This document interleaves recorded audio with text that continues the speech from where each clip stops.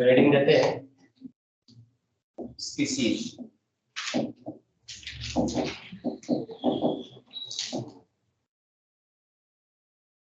Species complete हुआ था कि बाकी स्पीसीज हो गया एलोपैट्रिक स्पीसीज। अच्छा तो फिर स्पीसीज कांसेप्ट स्टार्ट करते हैं। Species concept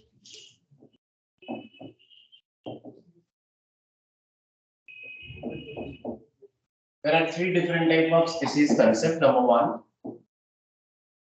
morphological species concept.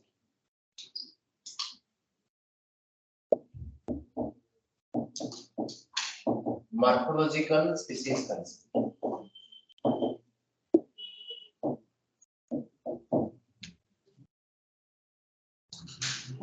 What actually we are going to discuss in this topic is what is the definition of species, and maximum we have discussed in the what in the botany आप पढ़े होंगे unit of classification that is called as what ना species पढ़े हैं। and what is the definition of species? species का जो concept है वो three different type है। morphological species concept, biological species concept and evolutionary species concept। according to what ना morphological species concept का मतलब है group of organisms, a group of individuals which are similar in morphology. So group of individuals or organisms which are similar in morphology are called as morphological species। ठीक है, तो morphological species का मतलब क्या है ना, group of individual दो देखने में पूरा similar होगा, मतलब similar in morphology मतलब almost identical।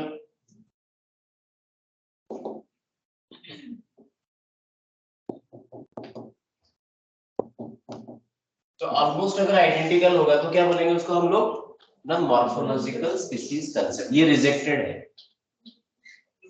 सेकंड है number 2 biological species concept.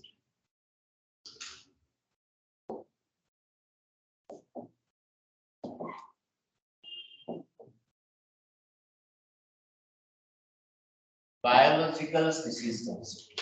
What is the meaning of this biological species concept? Now, sexually interbreeding or potentially interbreeding. So, group of individual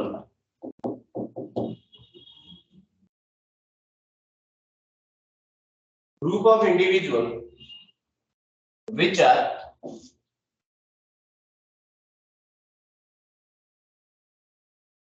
potentially interbreed with each other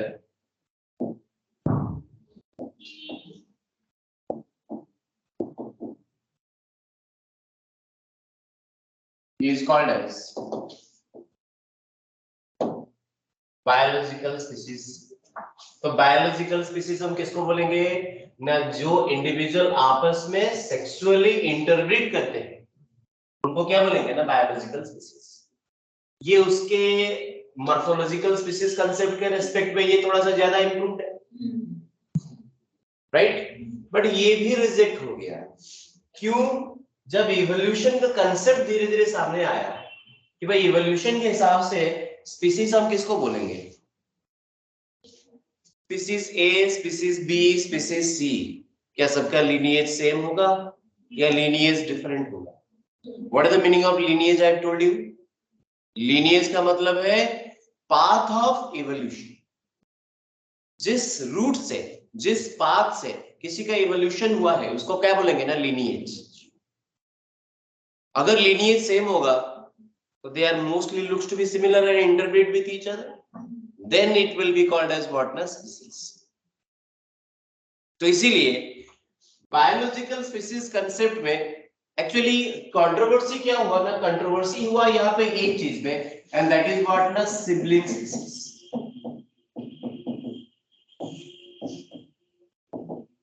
what is the meaning of sibling species ना? Sibling species देखने में तो similar है, ठीक है, but reproductively isolate, समझे? जैसे कि drosophila obscura and drosophila persimilis, ये दोनों वैरायटी का ड्रोसोफिला है, drosophila obscura and drosophila persimilis, these are the two variety of drosophila. Species देखिए डिफरेंट है, लेकिन पूरा देखने में सिमिलर है, but they are unable to reproduce, मतलब रिप्रोडक्टिवली आइसोलेट हुआ कि नहीं, and that is called as what, the sibling species.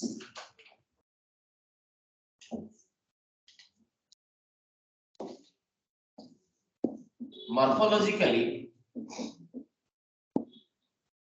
identical but reproductively isolated.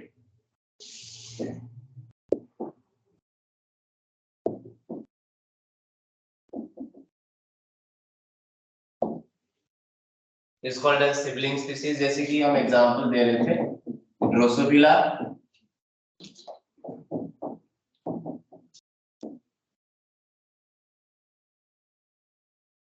Drosophila obscura, pseudops,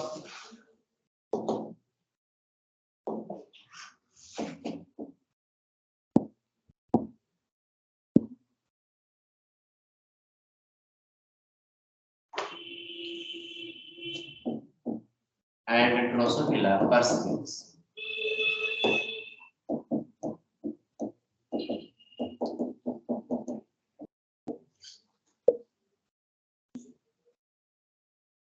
इसीलिए थर्ड स्पीसीज कंसेप्ट आया, and that is evolutionary species concept.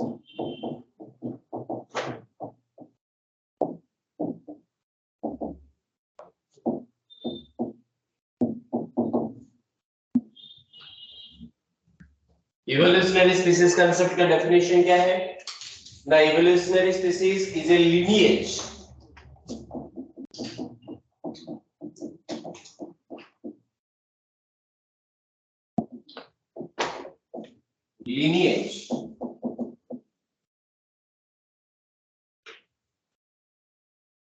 evolving separately from others.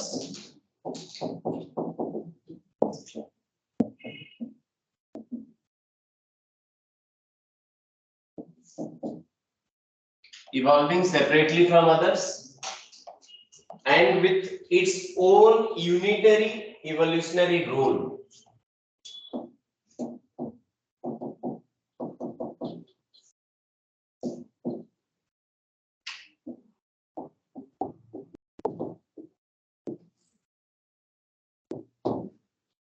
This is called as evolutionary species concept, and this is happening. Now we are coming to the next topic, that is barrier to hybridization or reproductive isolation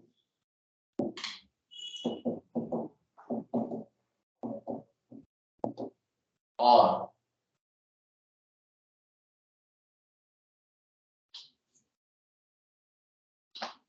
isolating mechanism.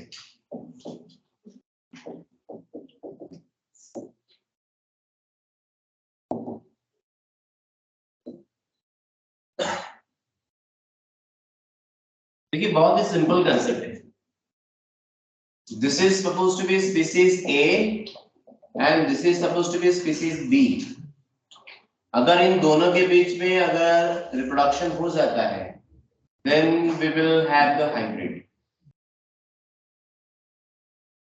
Right? Naturally, the hybrid formation is permitted or not permitted? Permitted or not permitted? Naturally. Means there must be a kind of barrier between the A and B. And उस A and B के बीच में barrier होने के वजह से A के साथ B का कोई free mating or free reproduction or free type of your formation of hybrid is doesn't allowed by the nature. Means इसीलिए हमने heading क्या लिखा है? There must be a barrier which preventing the formation of hybridity. So that is why barrier to hybridization. or means a kind of isolating mechanism is there which is preventing or isolating the A from the B species. That is why it is called as a reproductively isolation. And this is, remember always, reproductive isolation is the ultimate which gives rise to the formation of new species. अब अगर reproductively अगर isolate हो गया species A and species B separate हो गया तो दोनों के बीच में फ्री रिप्रोडक्शन नहीं होगा. अगर फ्री रिप्रोडक्शन नहीं होता है तो variation which will be accumulated in the species B and from the species A side will be differently और ऑफ सिमिलर टाइप. डिफरेंटली होगा ना भाई. अगर उनका बीच में जीन पूल मिक्स ही नहीं होगा तो भाई उनका वेरिएशन इनका वेरिएशन तो सेपरेट होगा, इंडिपेंडेंट होगा. तो इनका एवोल्यूशन का लीनिएज अलग अभी एस्टैब्लिश होगा एंड ए और बी दोनों का ही अलग होगा. समझ में आ रहा है कि नहीं? तो अगर ए और बी का अगर लीनिएज ही सेपरेट हो जाता है then ultimately they will form the new species. That is why what ultimately we can say reproductive isolation is the ultimate root behind the formation of new species. समझ में आ रहा है कि नहीं? So we will discuss about the what are the barrier which preventing the formation of hybrid naturally. So number 1 capital A देते हैं पहले pre zygotic mechanism.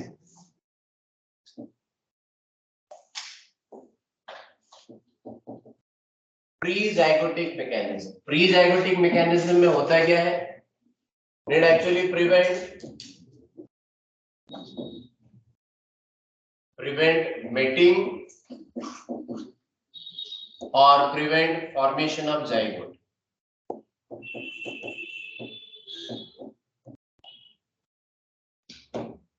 So just imagine, बहुत ही सिंपल चीज है, बस आपका ब्रेन को थोड़ा सा इस्तेमाल करिए, बहुत इजी है.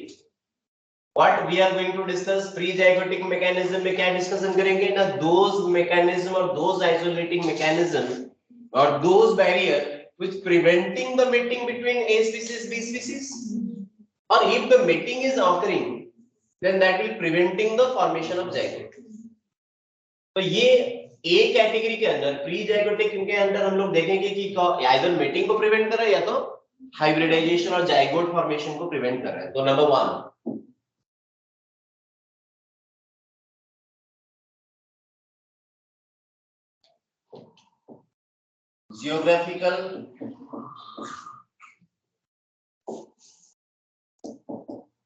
geographical isolation or ecological isolation.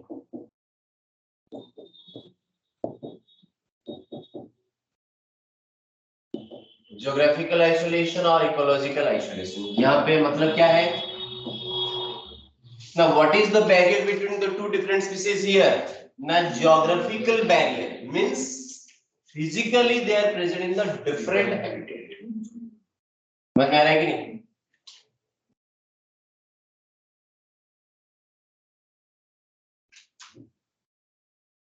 यहाँ पे बैरियर कौन हुआ? Habitat. That is why suppose to be, for example,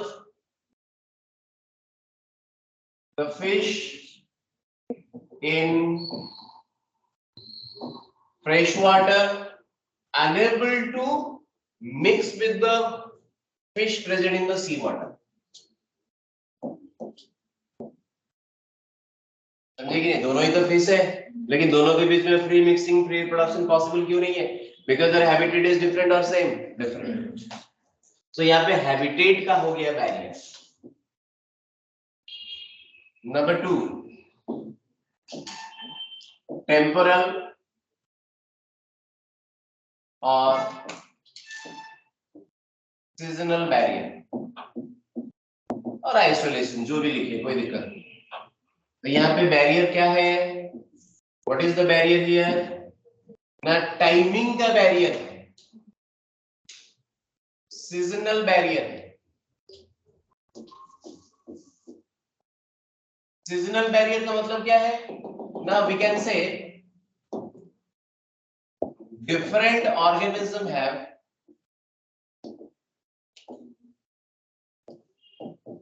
different reproductive season.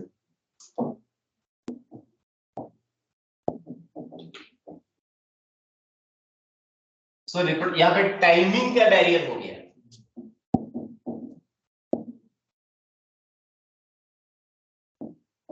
Somebody is supposed to be reproductively active in X season, तो somebody active in the Y season। तो भाई अगर एक ही साथ एक ही सीजन में अगर रिप्रोडक्टिवली एक्टिव होगा तो भी पॉसिबल है। तो यहाँ पे बैरियर क्या हो गया ना, टाइम का बैरियर है, सीजन का बैरियर है। नंबर 3, इथोलॉजिकल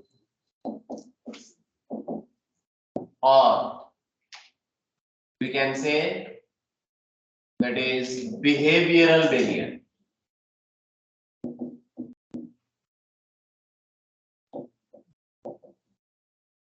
तो यहाँ पे बैरियर किस चीज का है, बिहेवियर का। Different species have different behavior during reproduction।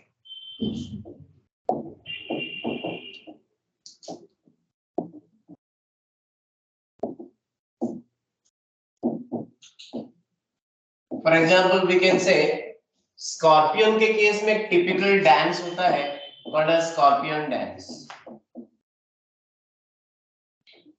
छोटा सा एग्जांपल दे रहे हैं। स्कॉर्पियन के केस में मेल एंड फीमेल दूसरे को रिकॉग्नाइज कैसे करते हैं? A species male should recognize the A species female, yes or no, by means of what na, exhibiting the kind of behavior, and that is why it is called as ethology। मतलब study of animal behavior is called as ethology। जैसे typically male and female of scorpion of the same species, how they identify each other na, by means of a typical dance। वैसे peacock के case में हम लोग जानते हैं, peacock के case में भी क्या होता है ना, they just male attract the female by means of what ना, स्प्रेडिंग देयर टेल और फेदर्स। तो वहां पे भी बिहेवियर है। अगर ये बिहेवियरल मैच नहीं करेगा तो a species will not that recognise the male from the female. समझ में आ रहा है? So this is the mechanism. यहाँ पे ये तीनों ही क्या प्रिवेंट कर रहा है? मेटिंग प्रिवेंट कर रहा है कि जाइगोट फॉर्मेशन प्रिवेंट कर रहा है? मेटिंग। समझ में आ रहा है? Number 4, mechanical isolation.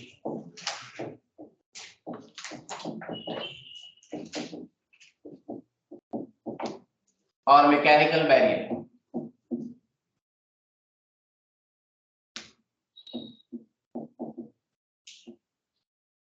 You know male and female का जो एक्सटर्नल जेनिटेलिया है, male external genitalia of species and the female external genitalia of the same species should be complementary, yes or no, match होना चाहिए, then only if the copulation will be attempt will be success।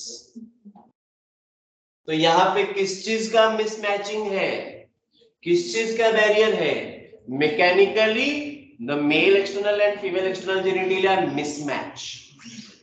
that is why although naturally a species के बीच में and B species के बीच में sexually और जो mating है वो अटेम्प्ट तो होता है, अटेम्प्ट तो होता है, लेकिन वो अटेम्प्ट सक्सेसफुल नहीं होता है। Why it is not successful? Because the mismatching of what ना, एक्सटर्नल जेनिटल्स।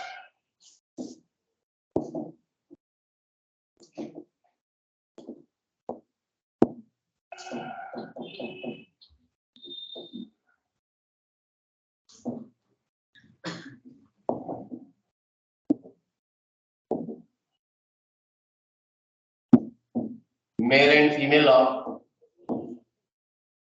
different species।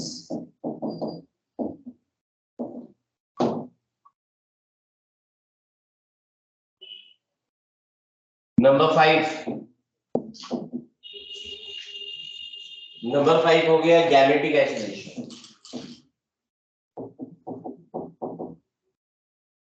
मतलब फोर्थ वाला भी देखिए यहाँ पे प्रिवेंट क्या कर रहा है ना, मेटिंग को प्रिवेंट कर रहा है। And the last one is gametic barrier. मतलब यहाँ पे फर्टिलाइजेशन हो जाता है, सॉरी कॉपुलेशन हो जाता है, मेटिंग होता है, but formation of zygote is being prevented. हम लोग पढ़े थे कि fertilisation is highly species specific, याद है? Why it is so? because of the chemical recognition by the male and female gamete of same species। Here we can say mismatching of chemical recognition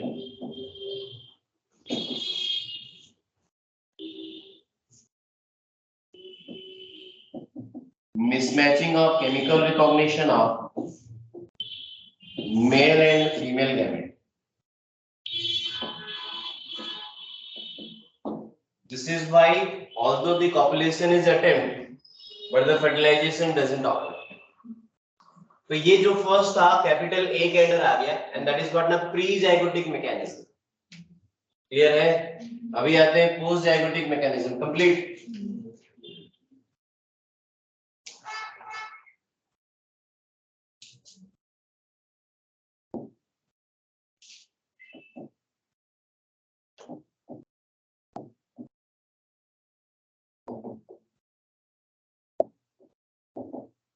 post zygotic mechanism. Post zygotic mechanism में number 1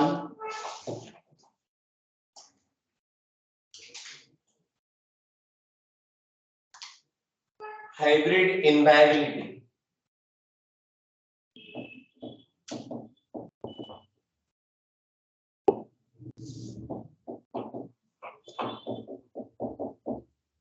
Hybrid inviability. Inviable means unable to survive. Inviable means what? Unable to survive. Viable means survive. Inviable means unable to survive. तो hybrid zygote मतलब यहाँ पे क्या है? Fertilisation हो गया and that hybrid zygote or embryo unable to survive.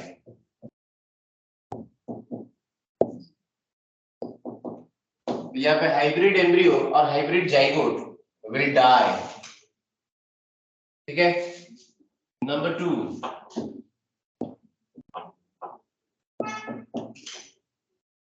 Hybrid sterility.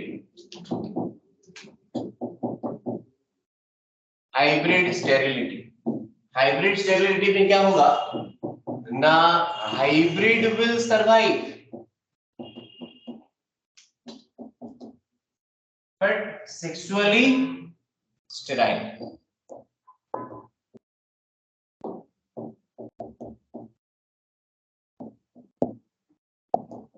यहाँ पे सर्वाइव तो करेगा हाइब्रिड लेकिन सेक्सुअली स्टेराइल हो जाता है. इसका एग्जांपल आप दे सकते हैं mule. Mule is a cross between that is male donkey with female horse.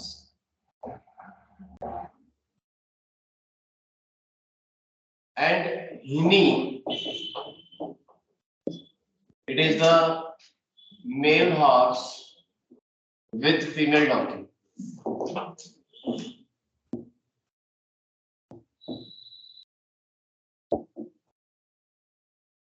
So mule and Hini both are actually the hybrid. They survived. Potentially they are very hard laborious. जानते? Because it is a hybrid of what ना? Donkey and horse. तो horse के character donkey का character दोनों का है. Potentially they बहुत ही laborious है. लेकिन sexually क्या है? मतलब F1 तक ही आएगा, F2 नहीं आएगा. And the last number 3, hybrid breakdown.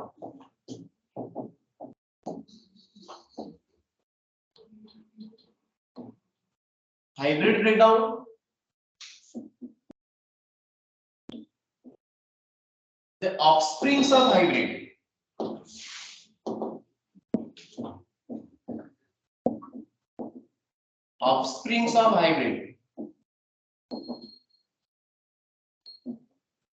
will be sterile. मतलब यहाँ पे F1 क्या है? फर्टाइल है, हाइब्रिड फर्टाइल है, लेकिन हाइब्रिड का जो ऑफस्प्रिंग होगा वो 100% क्या होगा? Sterile. And that is example we can say liger, tiger. Here it is, that is male lion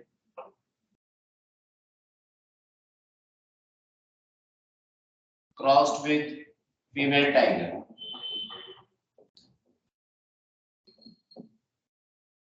Whereas tiger में क्या हो जाएगा, reciprocal cross. Male tiger crossed with female lion. Liger and tiger and mule and hinny, although they are hybrid, but not comes under the same category. समझ में आ गया?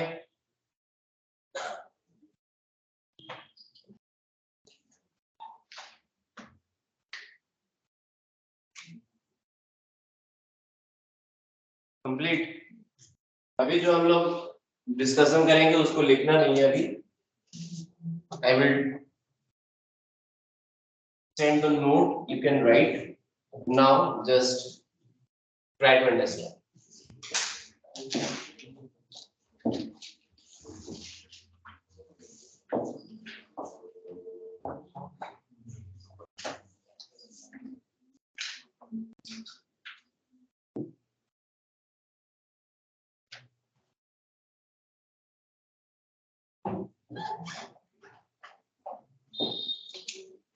ये जो topic हम लोग डिस्कशन करने वाले हैं ये बहुत ही इंपॉर्टेंट टॉपिक है. ये एनसीईआरटी का पूरा स्कीमेटिक रिप्रेजेंटेशन है and you know that it is a very important and question यहाँ से फ्रीक्वेंटली आता है. मेरा काम है आपको एक्सप्लेन करना, समझाना कि इस टॉपिक से कैसे क्वेश्चंस आता है. So we are discussing the brief account of evolution. Brief account of evolution.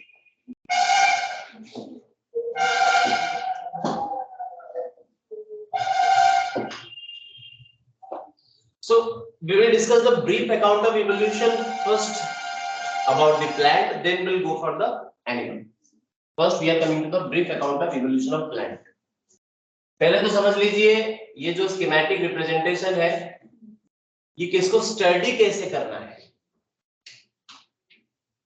पूरा लेफ्ट में देखिए एरा है एंड पीरियड है.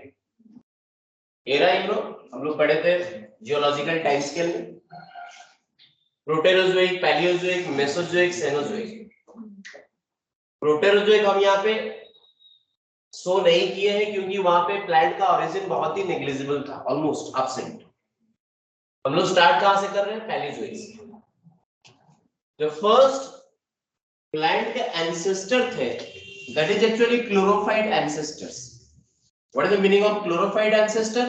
ना the ancestor having the chlorophyll first originated is called as what, the chlorophyte ancestors.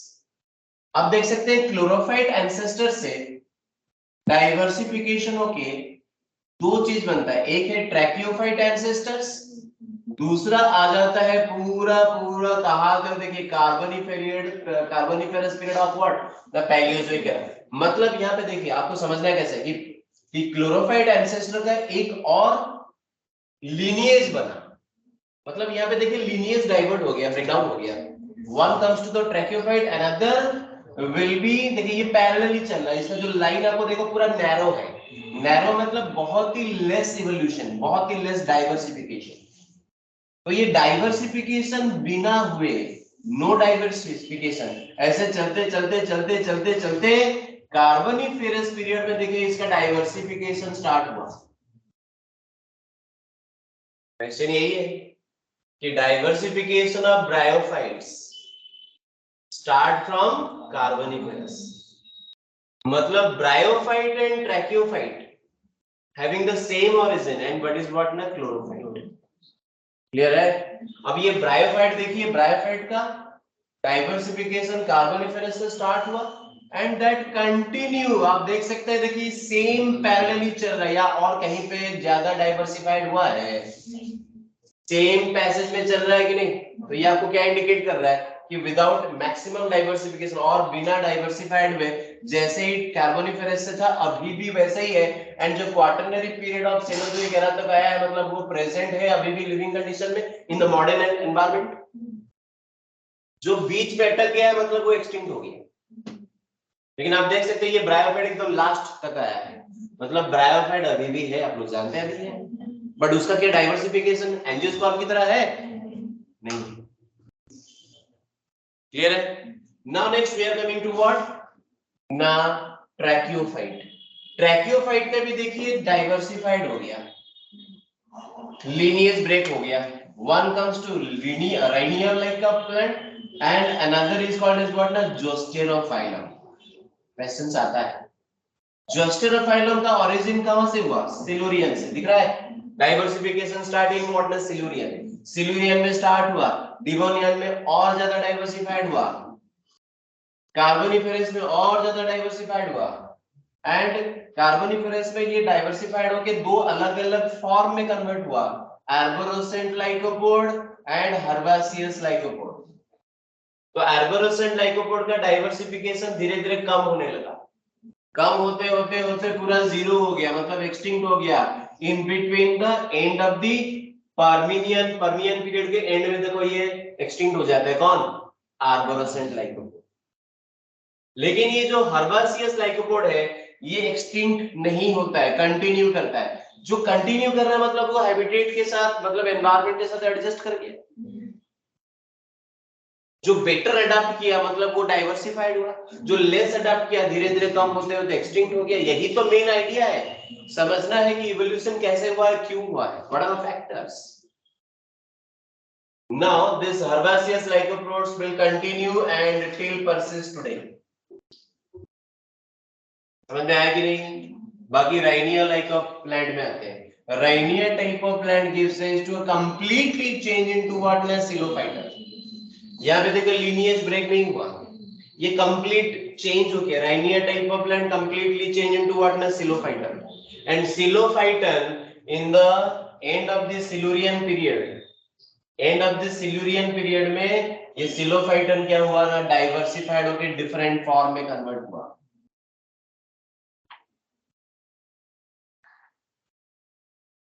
Number one, Spinopsoid. Number two, ferns. Number three, ginkgos. Number four, conifers. Number five, genitals. Number five, progymnosperm.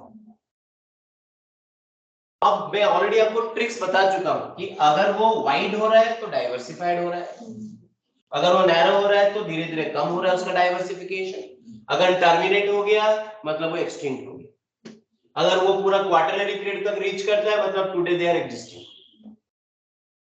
प्रोजिम्नोस्पर्म, gymno मतलब क्या है? Gymnosperm का मतलब क्या है? Naked seed बड़े है, so it is the progymnosperm. And progymnosperm से क्या फॉर्म हुआ? सीड फॉर्म्स, मतलब यहां से सीडेड प्लांट आया. समझ में आ रहा है? And that seeded plant gives rise to what हम लोग जानते हैं जिम्नोस्पर्म साइकस को हम लोग बोलते हैं. डाइकोटिलीडन और ज्यादा डाइवर्सिफाइड हुआ. हम लोग जानते हैं कि mammals, birds and pollinating insect. पिछले टॉपिक्स में हम लोग जो पढ़े थे एंजियोस्पर्म प्लांट डाइवर्सिफाई क्यों हुआ, उसका मेन कारण क्या था ना. जब एंजियोस्पर्म प्लांट का जब ओरिजिन हुआ साइमल्टेनियसली पॉलिनेटिंग इंसेक्ट का भी डाइवर्सिफिकेशन हुआ. अब पॉलिनेटिंग इंसेक्ट का अगर डाइवर्सिफिकेशन होगा तो भाई एंजियोस्पर्म प्लांट का भी और ज्यादा डाइवर्सिफिकेशन होगा कि पूरा लिंक है. इसीलिए बाकी का कम हो गया लेकिन एंजियोस्पर्म का पूरा डाइवर्सिफिकेशन बहुत ही वाइड हुआ.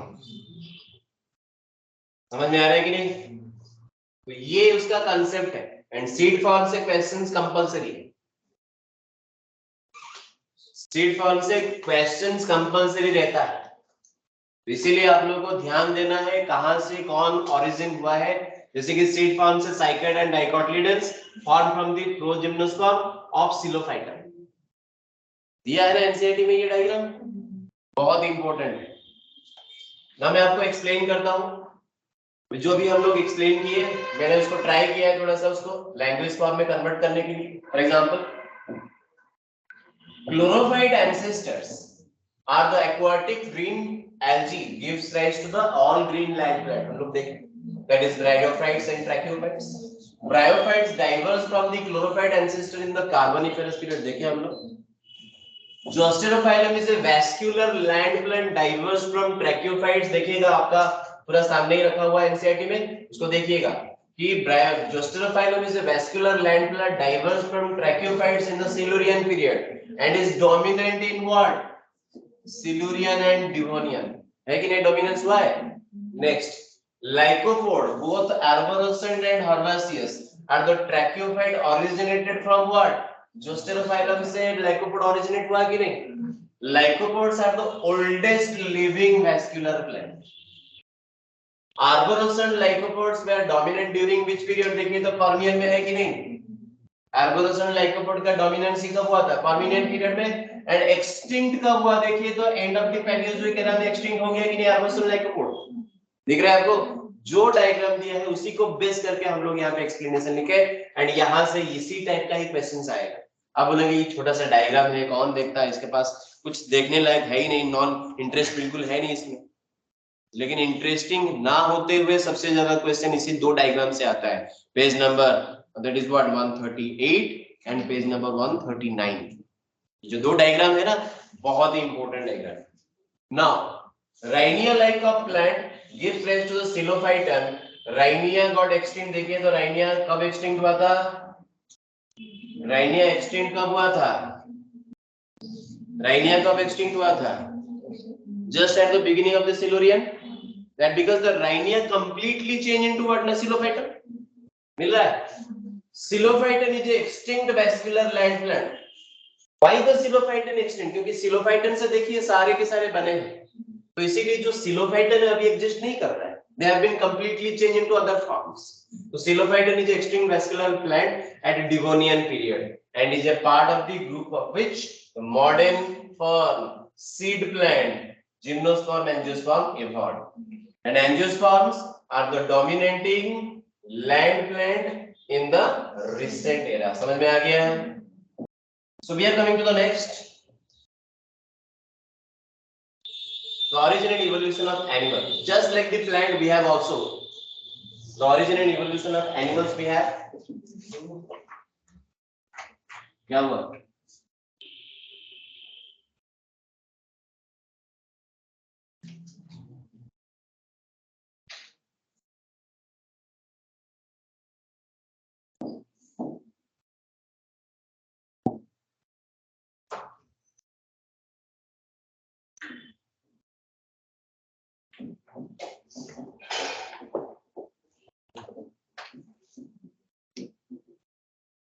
चलिए स्टार्ट करते हैं. We are coming to the origin and evolution of animals. We are discussing here the animals. मतलब यहाँ पे तीन लैंड वर्टिब्रेट के बारे में डिस्कशन करते हैं. हम लोग किंगडम एनिमलिया में पढ़े थे, which is the first true land vertebrates, reptile. याद है?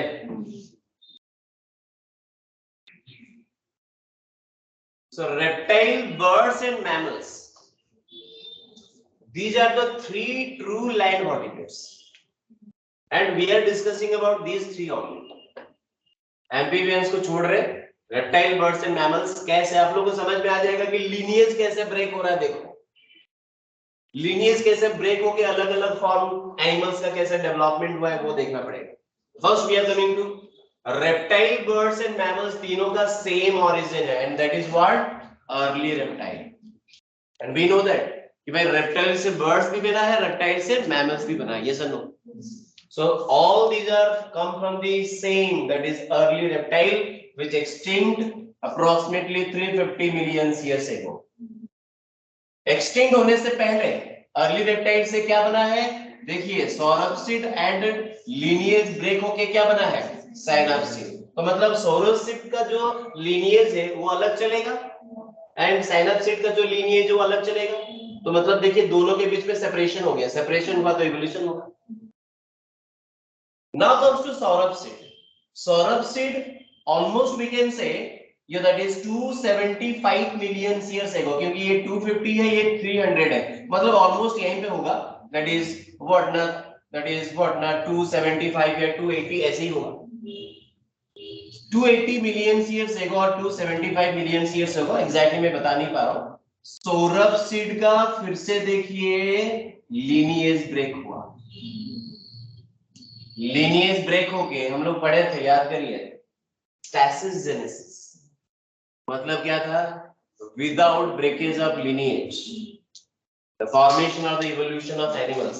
देखिए सौरभ सीड से क्लियर कट आपको दिख रहा होगा, एक सिंगल फॉर्म में कन्वर्ट होके कौन बना? देखिए टॉर्टल का लीनिएज अनब्रेकेबल है कि नहीं, इसीलिए टॉर्टल जैसा कोई नहीं है। अरे समझ में आ रहा है? No lineage, completely single lineage है, कोई ब्रेक नहीं हुआ है। अब सौरभ सीड से देखिए दूसरा लीनिएज ब्रेक हुआ, दूसरा लीनिएज ब्रेक होके एक बना आपका टेकोडॉन, ठीक है, दूसरा बना देन दिस, देखिए कितना मल्टीपल ब्रेक हो रहा है। देखिए one break down to form what ना स्पेनोडॉन, देखो स्पेनोडॉन का भी जो ब्रेक हुआ है और कंटिन्यूस चला है और कहीं पे ब्रेक नहीं हुआ है। तो इसीलिए तुआतारा जो कि न्यूजीलैंड लिजर्ड है, स्पेनोडॉन है, इट इज कंप्लीटली एक्सेप्शनल है, that is what is called as living fossil. Living fossil तो उसी को बोलेंगे ना जिनके पास एंसेस्ट्रल कैरेक्टर है विदाउट ब्रेकेज ऑफ लीनिएज। फिर सौरभ सीड से लीनिएज ब्रेक होके और कौन बनाना? स्नेक्स, देन स्ट्रेट कौन बनाएगा? लिजर्ड। तो हम बोल सकते हैं turtle, lizard, snakes, Sphenodon all from what? Sauropsid including thecodont. Thecodont का डाइवर्सिफिकेशन देखिए, थेकोडॉन भी एक्सटिंक्ट हो चुका है, लेकिन एक्सटिंक्ट होने से पहले देखिए उसका पूरा डायरेक्ट किसको रिलेट कर रहा है? इसीलिए मैंने बोला था crocodile exist since from the age of dinosaur. अब देखिए यही थेकोडॉन से ही लीनिएज ब्रेक को कौन बना? डायनासोर। लीनिएज ब्रेक को कौन बना? बर्ड्स। इसीलिए क्रोकोडाइल, बर्ड्स एंड डायनासोर तीनों को हम कॉमनली क्या बोलते हैं? थेकोडॉन। समझ में आ रहा है कि नहीं? एंड नाउ मतलब देखिए मैमल्स के साथ बर्ड्स का कोई कनेक्शन नहीं है, दिख रहा है? मैमल्स के साथ डायनासोर का कोई कनेक्शन नहीं है, मैमल्स के साथ क्रोकोडाइल का कोई कनेक्शन नहीं, because all these three are thecodont, originated from what? Sauropsid और साइनोप्सीड? Sauropsid. और मैमल्स का डाइवर्सिफिकेशन कहां से हुआ? साइनोप्सीड। लेकिन मैमल्स का एंड रेप्टाइल का तो कॉमन ओरिजिन है ना, अर्ली रेप्टाइल। तो देखिए सौरभ सीड अलग है, साइनोप्सीड अलग हो गया, and now this synapsid gives rise to pelycosaurs, pelycosaurs gives rise to therapsid, and therapsid gives rise to what? Mammals. अब ये जो साइड में लिखा हुआ एरा, उसका पीरियड, यहां से ही क्वेश्चंस पूछेगा, कहां एग्जैक्टली ब्रेक हुआ है, उस टाइमिंग को लेके क्वेश्चंस आएगा। देखिए डायनासोर का एक्सटिंक्शन हम लोग कब देखे थे? Cretaceous period of Mesozoic era. देखिए तो समझ में आ रहा है कि नहीं? तो इसीलिए हर एक चीज बारीकी से देखना पड़ता है। बोलिए।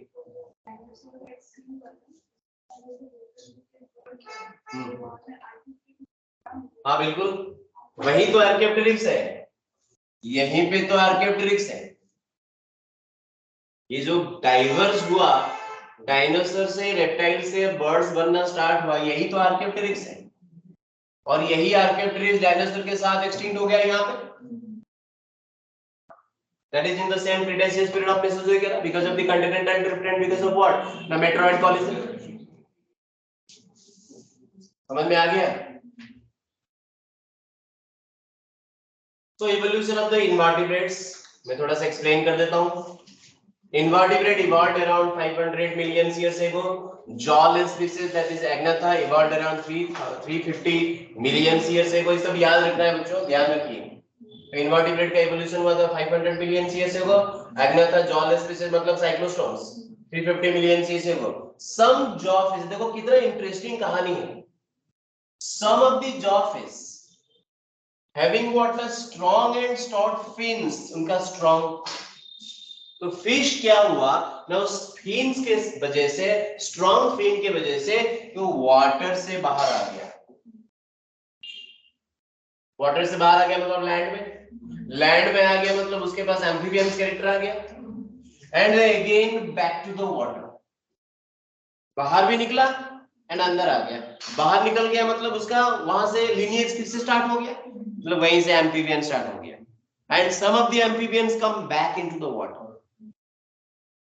ठीक है, तो उस एम्फीबियंस जो बैक हुए फिर से वाटर में, उनके पास क्या होगा ना, फिश लाइक कैरेक्टर भी होगा।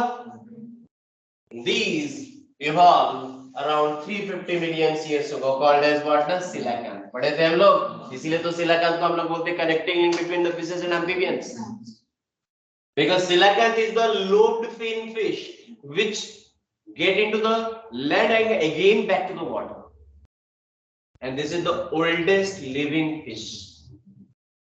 This is also a what, na living fossil। बीच में साइंटिस्ट को लग रहा था कि ये एक्सटिंक्ट हो गया, लेकिन ये किसी अफ्रीका के किसी कोस्ट में फिर से इसका आइडेंटिफाई हुआ है, इसीलिए हम लोग बोल सकते हैं कि still they are living, not extinct. Evolution of first amphibians, lobed fin fish evolved in the first amphibians, as the first amphibians are already extinct and evolved into what, na modern day amphibian like your frog and salamander। जो extinct हो गया है वो first amphibians था, लेकिन extinct होने से पहले फ्रॉग सैलमेंडर में कन्वर्ट हो चुका है। Now evolution of reptile, amphibians evolved into reptile and many reptile extinct like dinosaurs. Modern day descendant of reptiles are what, the turtle, tortoise, crocodile, to other हम लोग देख चुके हैं, एटसेट्रा। क्लियर है? Next, the reptiles are the first true land vertebrate originated about 200 million years ago। some reptile, ये है बहुत ज्यादा इंपॉर्टेंट, ये लिखा हुआ है NCERT, some reptile went back into the water। अब कुछ रेप्टाइल जब वाटर में आ जाएंगे तो उनका कैरेक्टर फिश लाइक होगा कि नहीं, and these are called as the fish like reptile, ichthyosaurus. तो आप कंफ्यूज मत होइए कि इक्थायोफिश अलग है, इक्थायोसैरस अलग है। इक्थियोफिश क्या था, लिम्बलेस एम्फीबियंस। इक्थायोसैरस क्या है, fish like reptile, because some of the reptiles went back to the water। now evolution of the mammals, mammals evolved from reptile, that is first mammals जो था वो स्क्रू टाइप का था जो ऑलरेडी एक्सटिंक्ट हो चुका है, and pelycosaurus and therapsid are the synapsid which extinct from the earth, हम लोग ऑलरेडी देख चुके हैं, and this is very very important. Thecodont gives rise to what, crocodile, dinosaur, modern birds। other synapsid gives rise to turtle, lizard, snakes and two other, देखे हम लोग, and modern day reptile, birds and mammals का same origin है because they are formed from the early reptiles। now we are coming to the next part of this and the last part of this chapter, and that is what, the human evolution। देखिए पूरा एकदम clear cut है and मैंने try किया है आपको सिर्फ NCERT based दिखाने के लिए, तो ट्राई करिए खाली एनसीईआरटी बेस्ड चीज को याद रखने के लिए, एंड पक्का इसको लिख लीजिएगा notes. So we are coming to the first, prior to apeman. तीन अलग अलग क्लासिफिकेशन है, prior to apeman, then apeman and then modern man.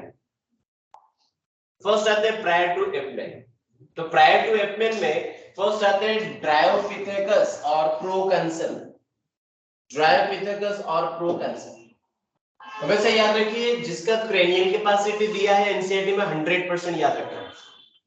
ये तो cranial capacity is what, the Proconsul का, ड्रायोपिथेकस का कितना है, कितना है, दिखाई दे रहा है, दिखाई दे रहा है, कितना है? सोए सोए जवाब नहीं देते हैं, खड़े खड़े जवाब देते हैं, खड़े खड़े, वेरी गुड, जवाब दो, खड़े खड़े। तो ड्रायोपिथेकस का क्रेनियल कैपेसिटी कितना हो गया, 300 क्रेनियल कैपेसिटी। सोना है तो क्लास में मत आना, it is not the right place to sleep. समझा कि नहीं समझा, दोबारा समझाऊं? तो क्रेनियल कैपेसिटी कितना हो गया ड्रायोपिथेकस का, 300। क्वेश्चंस आता है it is more ape like और मोर मैन लाइक। डायरेक्टली एनसीईआरटी में लिखा है कि ड्रायोपिथेकस मोर एप लाइक, रामापिथेकस मोर मैन लाइक। तो Dryopithecus common ancestor of app and man, यहीं से ह्यूमन बीइंग एंड एप दोनों का इवोल्यूशन हुआ है।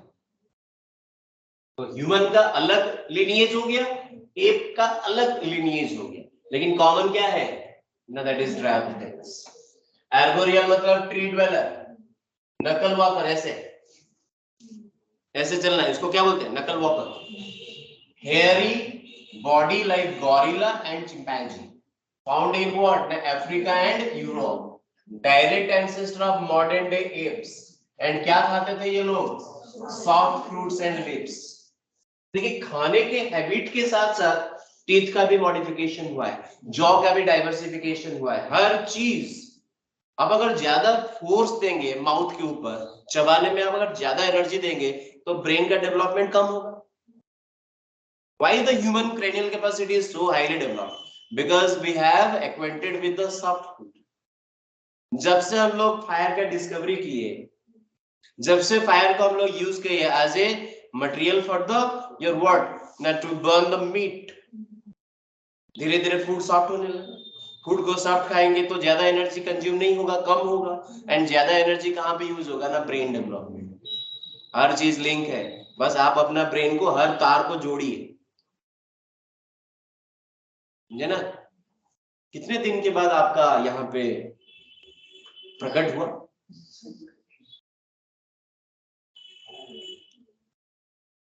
कल। उससे पहले आप कहाँ प्रकट हुए थे? आप रेगुलर आते हैं क्लास में? फिजिकली आप रेगुलरली क्लास आते हैं? अरे आते हैं क्या?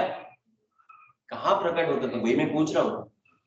क्लास में आप बाई मिस्टेकली क्यों आ गए? क्यों आ गए? आपको तो नहीं आना चाहिए था। बाई मिस्टेकली कैसे आ गए क्लास में? वो भी एक्स्ट्रा में, वो भी संडे में। अच्छा बोर हो रहे थे घर में? अरे कुछ तो जवाब दो भाई, क्या हुआ? जवाब नहीं है आपके पास? इन लोगों को डॉक्टर बनना है, धब्बा है तो डॉक्टर के नाम पे, कभी बनेगा नहीं जिंदगी में ऐसे अगर रहेगा कंटिन्यूअसली। डॉक्टर बनना है, डॉक्टर बनने के लिए कंसिस्टेंसी चाहिए, डेडिकेशन चाहिए, है तेरे में?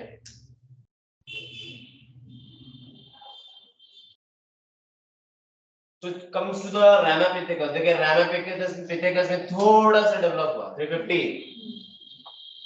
Discovered from the Siwalik hills of India, more man like, सबसे इंपॉर्टेंट यही है, more ape like more man like. चलिए आगे बढ़ते हैं। Ape man including prehistoric, तो ये था प्री मतलब प्रायर टू एप मैन, ये आ गया एप मैन। ऑस्ट्रेलोपिथेकस हम लोग जानते हैं, first app man. Cranial capacity कितना हो गया? 350 से सीधा बढ़ के 450 टू 500। इसको आप स्किप करेंगे तो कोई प्रॉब्लम नहीं है, but you must have to remember the africanus and afarensis. Australopithecus का 4 वैरायटी है, आप इसको स्किप करिएगा, this two, but must Australopithecus africanus and Australopithecus afarensis. पहले कॉमन कैरेक्टर देखते हैं। Australopithecus, fossils of this have been discovered from the Ethiopia and Tanzania, मतलब African सबकंटिनेंट है कि नहीं? मैक्सिमम आप देखिएगा जो ह्यूमन का जो फॉसिल डिस्कवर हुआ है वो कहां से हुआ है? ना अफ्रीका से। एंड इसीलिए हम लोग बोलते हैं Africa is the cradle of human race. Cradle मतलब झूला, बच्चे को झुलाते हैं, मतलब पालना, केयर लेना।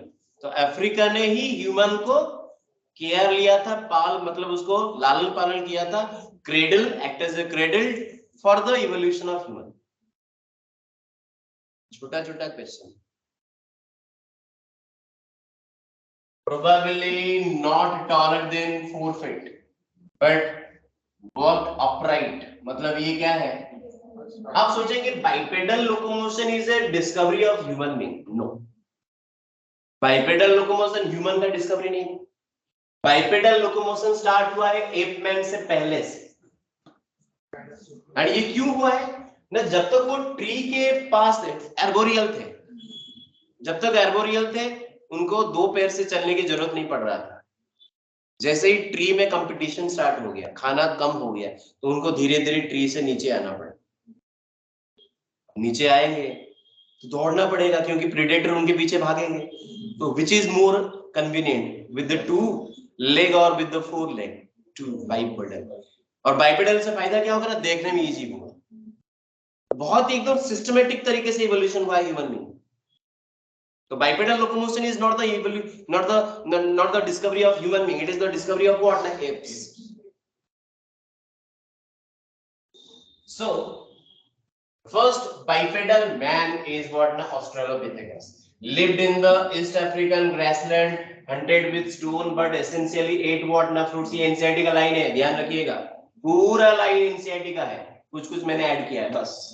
Human like teeth, brain more ape-like, lived in the caves, eyebrow ridges are present, do not have chin.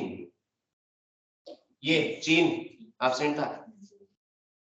देखिए ये जो लोअर जॉ है, अपर जॉ लोअर जॉ अगर सेम प्लेन में होता है, then it is called as what? ना orthognathous. Ortho मतलब नीचे की तरफ, लोअर जॉ बैक साइड में पीछे की तरफ है तो ऑर्थोग्नाथस। अगर लोअर जॉ आगे की तरफ आ जाएगा, जैसे किनका, जब चिंपैंजी गॉरिला के केसेस में, that is called as what? ना प्रोग्नाथस। अब धीरे धीरे ऑर्थोग्नाथस होगा तभी जाके चीन डेवलप होगा, धीरे धीरे धीरे धीरे हुआ। सुनाओ, मैं ये अफ्रीकानस एंड एफरेंसिस क्यों याद रखने के लिए बोला है? बिकॉज ऑस्ट्रेलोपिथेकस अफ्रीकानस का एक फॉसिल्स डिस्कवर हुआ था near the Taung valley in Africa. And ये जो अफ्रीकानस फॉसिल्स का जो डिस्कवरी हुआ था एक फॉसिल, ये एक छोटा सा स्कॉल था, एक स्मॉल बेबी का, 5 to 6 ईयर ओल्ड बेबी का स्कॉल डिस्कवर हुआ था from the Taung valley, and that is by Australopithecus africanus का कॉमन नेम क्या है? Taung baby. Taung baby it is africanus और एफरेंसिस क्या है? त्वांग बेबी क्या है? अफ्रीकानस है कि एफरेंसिस है? अफ्रीकानस। मैक्सिमम जो फॉसिल डिस्कवर हुआ है that is from the valley. क्यों? ऐसा क्यों? आप सोचेंगे सर वैली में ही क्यों, why not the other area, top of the mountain में क्यों नहीं? वैली का मतलब होता है in between the two mountain, दो माउंटेन के बीच का जो प्लेन एरिया है उसी को क्या बोलते हैं? वैली। मे बी और may not be having the river, जरूरी नहीं है। वहां पे प्लेन एरिया है, रहने के लिए इजी होगा, protected from the all sides, पानी भी साथ में होता है, क्योंकि रिवर के साइड में है, sorry plane of the mountain में है तो आपको झरना वगैरह या पानी का सोर्स तो मिलेगा। That is by the best place there. इसलिए मैक्सिमम फॉसिल्स डिस्कवर कहां से हुआ है? वैली से। बैठिए मजे लीजिए क्लास। मेरा बात ध्यान रखना बेटा, जो तुम कर रहे हो ना अभी, सूद के साथ वापस मिलेगा, विथ इंटरेस्ट। टाइम वो इंटरेस्ट आपको देगा, जरूरी एकदम 100%। जैसे करोगे ऐसे भोगोगे। एंड होमो हैबिलिस में आते हैं। अच्छा हाँ, और एक पॉइंट, ऑस्ट्रेलोपिथेकस एफरेंसिस के बाद, सॉरी अफ्रीकानस के बाद आते हैं ऑस्ट्रेलोपिथेकस एफरेंसिस।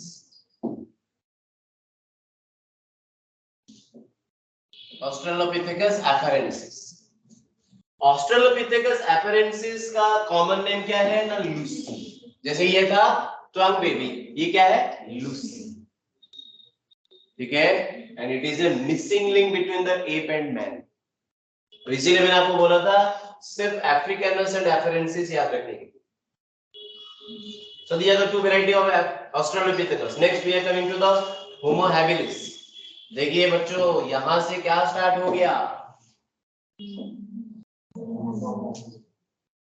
क्वेश्चन, यहां से होमो स्टार्ट हुआ, इससे पहले होमो नहीं था। क्वेश्चन आएगा तो होमो सैपियंस, होमो हैबिलिस, होमो इरेक्टस, होमो फॉसिलिस, सब यहीं से स्टार्ट हुआ।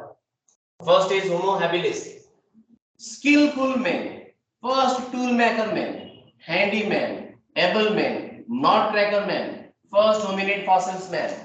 Why it is named so? First man था जो हथियार बनाना स्टार्ट किया, इंस्ट्रूमेंट बनाना स्टार्ट किया, from the bones, from the stones. discovered from again Africa. First tool maker from this stone. First human like hominid. Hominid मतलब human fossil. ये first human like fossil है होमो. Perfect bipedal locomotion, probably do not eat meat. And there leads to the community life. Community मतलब एक साथ रहना, group करके झुंड बना के अटैक करना, शिकार करना, यहीं से स्टार्ट।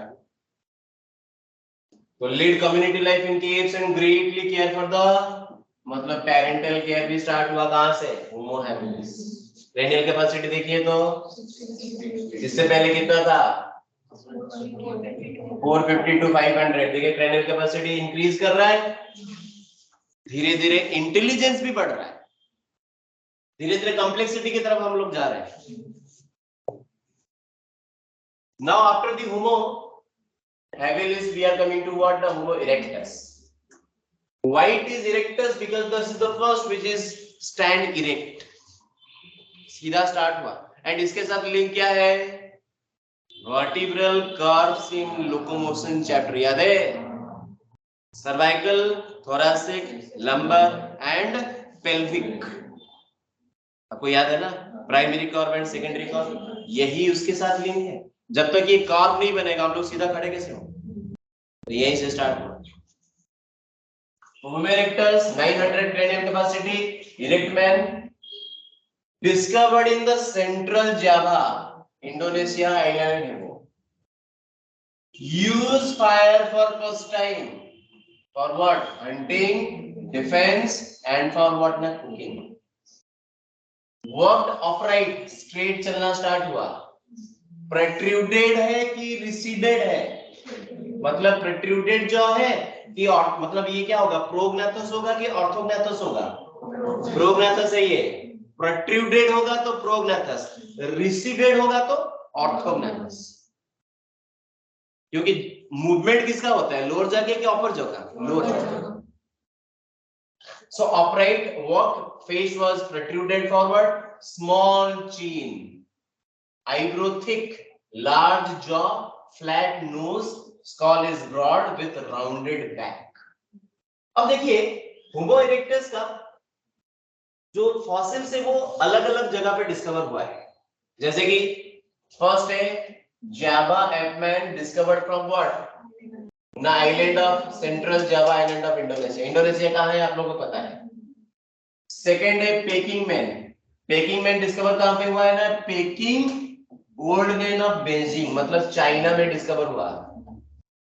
थर्ड हो गया हेडलबर्ग में, डिस्कवर कहां पे हुआ? Heidelberg Germany. मतलब आप सोच सकते हैं कि होमो इरेक्टस का धीरे धीरे मूवमेंट और स्प्रेड स्टार्ट हुआ। नहीं तो तीन अलग अलग जगह पे कैसे डिस्कवर हुआ? एंड तीन अलग अलग जगह पे है इसीलिए थोड़ा बहुत चेंज है, लेकिन तीनों में कॉमन क्या है? ना फायर। तो इसीलिए हम लोग एक ही कैटेगरी में रखते हैं इरेक्टस। तीनों का चलने का स्टाइल ठीक है, तीनों का प्रोट्रूडेड जॉ है, तीनों का कर्व सेम टाइप का था। As because they are found in the different area with a different character, that is why there are the three different variety। Scientific name मैंने लिखा है बट जरूरी नहीं है याद रखने, आप इसको फ्यूचर में अपने यूटिलिटी के लिए, आपको नॉलेज के लिए गेन कर सकते हैं। कंप्लीट है। Now we are coming to the true man। देखिए ट्रू मैन क्यों बोला? क्योंकि सैपियंस आ गया। इससे पहले ट्रू मैन नहीं था, एप मैन था, ये ट्रू मैन हो गया क्योंकि सैपियंस आ गया। तो सैपियंस कहां से स्टार्ट हुआ? निएंडरथैलेंसिस। निएंडरथैल मैन क्रेनियल कैपेसिटी देखिए फिर से इंक्रीज किया। अब इंक्रीज करेगा क्रेनियल कैपेसिटी तो उनका एक्टिविटी भी इंक्रीज करेगा। Let's see. First obtained from the Neander valley, Germany, lived near east African central Asia. ये बहुत इंपॉर्टेंट है। सो निएंडरथैल मैन का जो लिविंग कंडीशंस था वो कब था? Right 1 lakh to 40,000 years back। He believed in the immortality। आज भी हम लोग उसी को विश्वास करते हैं कि नहीं? Immortality of the soul, and that is why we did the ceremonial burial for the dead ones with the flowers, with the tools। अभी भी करते हैं हम लोग इसको फॉलो। गॉड फियरिंग मैन, आज भी वही हम आज भी है गॉड फियरिंग। पता नहीं हम लोग कब बनेंगे गॉड लविंग मैन। अरे भगवान से कौन प्यार करता है भाई, सब डरते हैं बोल के पूजा करते हैं। भाई नहीं करेंगे तो प्रॉब्लम होगा। पूजा करके देखो, मतलब प्यार करके देखो, तब तो भय करते हैं। गॉड फियरिंग रहेगी नहीं। गॉड फियरिंग मैन का इंपॉर्टेंस या फायदा है क्या? रिलीजियन प्रेजेंट था तब से देखो रिलीजन है। आज भी हम लोग इसी वजह से झगड़ा कर रहे हैं। He built herds and animal hides for clothing. They have well developed speech center, मतलब ये जो लैरिंग्स था जो ऊपर की तरफ था नीचे की तरफ आ गया। नीचे की तरफ आ गया तो आवाज निकलने में इजी हो, उससे पहले नहीं था। देखो धीरे धीरे कैसे इवोल्यूशन हो रहा है। Well developed speech centre indicate that these could communicate with each other. Prognathous की ऑर्थोग्नेथस, अभी भी प्रोग्नेथस है, दिख रहा है, आगे की तरफ है, फॉरवर्ड। नाउ द नेक्स्ट, ये बहुत ही आश्चर्यजनक बात था। ये एक्सेप्शन था कि भाई सीधा 14 से 1650 हो गया, लेकिन टाइमिंग के हिसाब से ये सूट नहीं किया एनवायरनमेंट के साथ, इसलिए इनका तुरंत ये क्या हुआ ना, तुरंत चेंज हो गया, फिर से नीचे आ गया, 1450 में आ गया। 1650 चेंज हो गया, 1450 में आ गया, एंड दैट इज व्हाट ना मॉडर्न ह्यूमन बीइंग टुडे। तो होमो सैपियंस सैपियंस क्या है 1450, क्योंकि टाइम के हिसाब से ये होमो सैपियंस फॉसिलिस और क्रो मैग्नन मैन सूट नहीं कर रहा था उस टाइम में, इसलिए इनका एग्जिस्टेंस बहुत दिन तक नहीं हुआ। They completely change into Homo sapiens sapiens and some of them are extinct. And Homo sapiens fossilis Cro-Magnon में discovered क्या कहाँ पे हुआ ना, Cro-Magnon rocks of the France, most recent ancestor। क्योंकि इसके बाद क्या हुआ, Homo sapiens sapiens, तो what we can say the direct ancestor of modern human being is what? Cro-Magnon, direct ancestor of living modern man। तो direct ancestor of living model man कौन है ना, होमो सैपियंस फॉसिलिस। अगर आपको पूछेगा कि ancestor of living model man, जहां से होमो सैपियंस स्टार्ट हुआ, समझेगी नहीं। मर्ज emerged about 3-4-000 years ago. Face is perfectly what? देखो ऑर्थोग्नेथस हो गया, इसीलिए वेल डेवलप्ड चीन आ गया, सो फर्स्ट चीन में लिंक है पूरा। ऑर्थोग्नेथस हो गया बोल के उसका परफेक्टली चीन आ गया। Walk and run fast, lived in the families in the caves, and the last one is that is Homo sapiens। अच्छा ये भी और भी पॉइंट है, जैसे कि made excellent tools and ornament stones, bones and also have elephant tusks, use the spear, bows and arrows, they are omnivorous inhabited, colorful painting बहुत important है। They made the colorful painting of the cave, use articulate language। देखो कितना ज्यादा highly develop हो गया था, दिख रहा है suddenly. And the last one is Homo sapiens fossilis, Homo sapiens sapiens से भी क्या तक है? हाँ तो देख ये तो है तो लेकिन तो अगर इसका एवोल्यूशन हुआ तो फिर से Homo sapiens fossilis क्या है? एक्सटिंक्ट हो चुका है वो नहीं है, कुछ भी नहीं है, सिर्फ यही बचा हुआ है और आपके सामने बैठे हम लोग। वहां पे यही एक्सेप्शन था कि टाइम के हिसाब से, सोर्स के हिसाब से उनका जितना ब्रेन डेवलप हुआ था उतना काम नहीं हो पाया। आपके पास अगर सोर्स नहीं होगा, रॉ मटेरियल नहीं होगा तो बनाएंगे क्या? उस टाइम में उतना डेवलप नहीं हुआ था जितना ब्रेन डेवलप हो गया था, इसी वजह से उनका एक्सटिंक्शन हो गया एंड बहुत जल्दी उनका चेंज हो गया, एवोल्यूशन हो गया, एंड दैट इज डिग्रेडेड हुआ एवोल्यूशन यहाँ पे।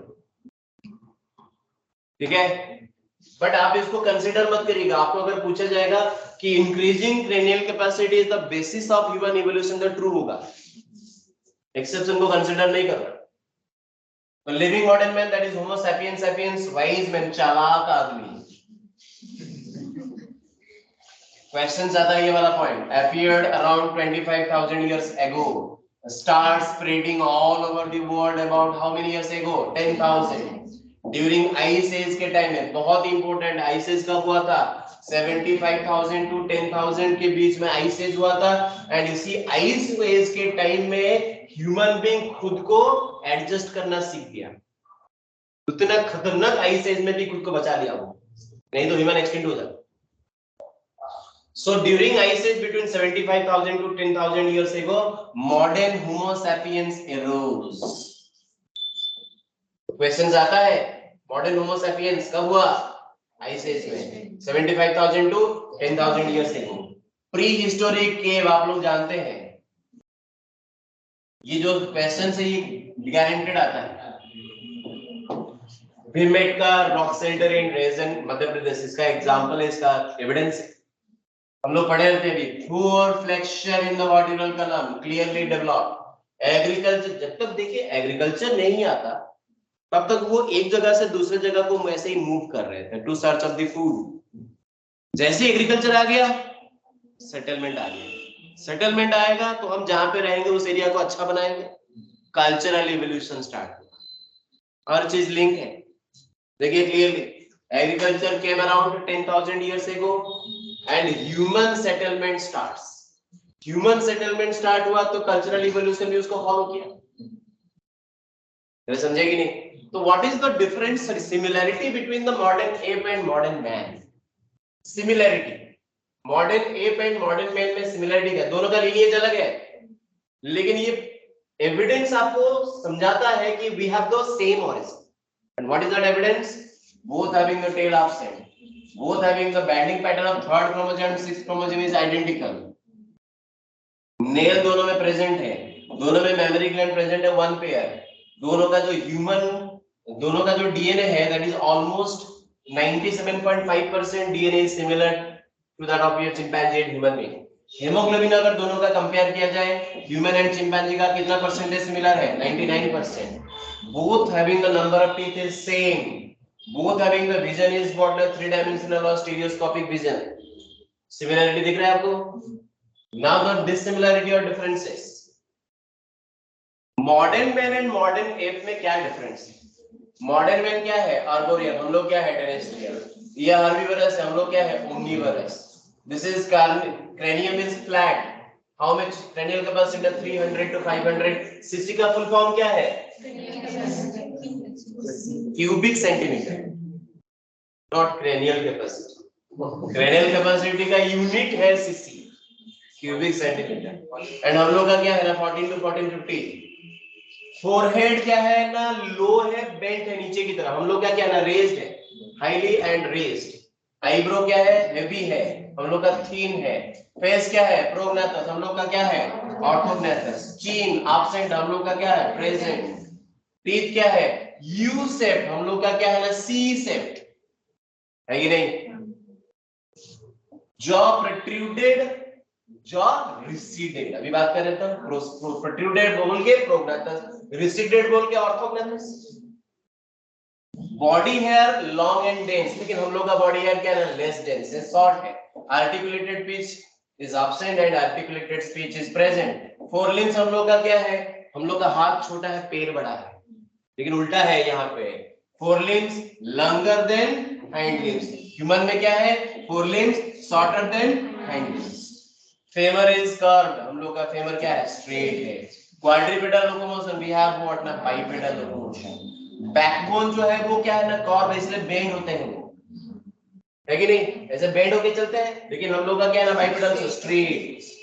Thumb is opposite to finger और thumb is similar to all the finger, इसीलिए किसी चीज को हम पकड़ सकते हैं। एंड इसीलिए तो हैबिलिस बना है। होमो हैबिलिस क्यों बना? बिकॉज वो किसी चीज को हार्डली स्ट्रांगली पकड़ पाया, इसी वजह से पत्थर से हथियार बनाया, बोन से बहुत सारे इंस्ट्रूमेंट बनाया, बहुत सारे वेपन्स बनाया वो, ठीक है? So that is thumb is not fully opposable, but here the opposable thumb. लेकिन इन केस ऑफ एप्स, जो लेग में जो टो है, ग्रेट टो, वो ऑपोजिबल है, लेकिन हम लोग का क्या ग्रेट टो ऑपोजिबल है? No. 12 is equal to 48, 12 is equal to 46, and because of fusion of the two chromosomes। समझे या नहीं समझे? बढ़िया।